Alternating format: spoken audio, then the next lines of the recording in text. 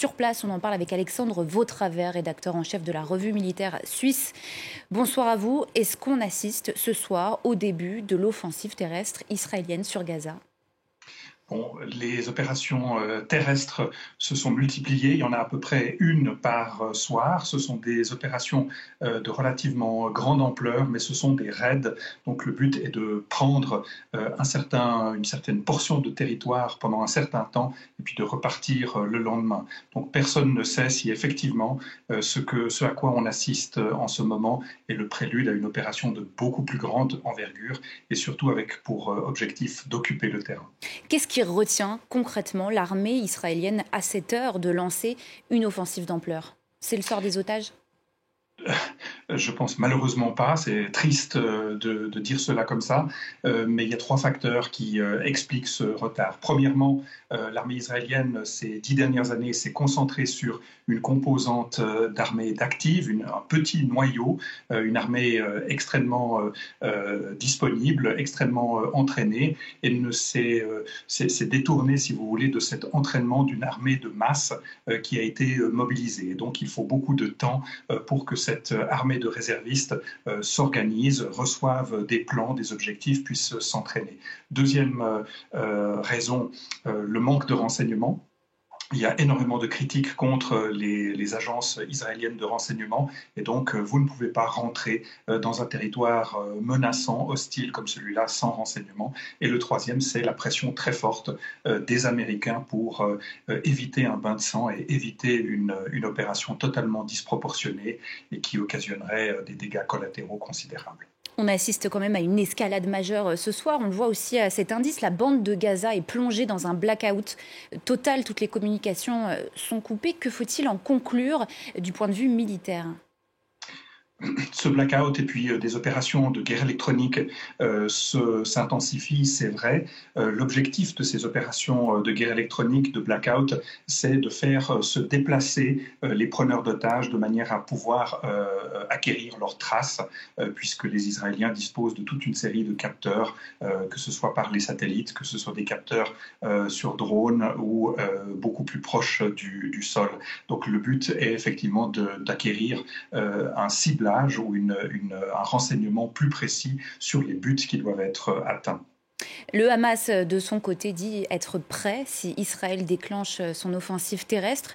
À quelle réponse faut-il s'attendre et sous quelle forme ? Réponse du Hamas, effectivement, cela fait des mois, si ce n'est des années, que ces planifications ont lieu, puisqu'on sait qu'il faut des années pour construire ces réseaux souterrains avec ces caches d'armes, ces positions d'armes, ces guet-apens et pièges de tout genre. Donc ça, c'est probablement une partie de la réponse du Hamas, auquel, encore une fois, cette organisation s'est fortement préparée. Et puis, il y aura certainement d'autres actions auxquelles il faut s'attendre. Donc des sauts par-dessus le mur pour attaquer et porter des coups en Israël, des tirs de roquettes bien sûr, et on ne peut pas exclure d'autres actions par toute une série d'autres groupes qui sympathiseraient, qui feraient fait et cause avec le Hamas. Mais est-ce qu'il faut voir dans ces incursions terrestres le prélude malgré tout à une guerre de combat urbain qui pourrait survenir dans les prochaines heures, les prochains jours, les prochaines semaines ? Il y a 2 arguments certainement qui vont dans ce sens. Premièrement, la promesse du Premier ministre israélien Netanyahou qui a explicitement annoncé qu'il y aurait une telle offensive. Donc il va être extrêmement difficile de se défaire de cette promesse, si ce n'est de se prendre une claque politique encore plus grande que ces 10 derniers jours. Et puis la deuxième raison pour laquelle on peut s'attendre effectivement à des actions plus importante, c'est que la fenêtre d'opportunité d'une telle opération est en train de se refermer rapidement, puisque, comme je l'ai dit, les Américains sont en train de faire pression pour que cette opération n'ait pas lieu. Et puis, il y a quand même une levée de bouclier internationale qui fait que le soutien populaire, le soutien de l'opinion publique en Israël est probablement aussi en train de diminuer pour une opération comme celle-ci. Et plus globalement, quels seraient les risques d'une telle offensive terrestre israélienne sur Gaza ?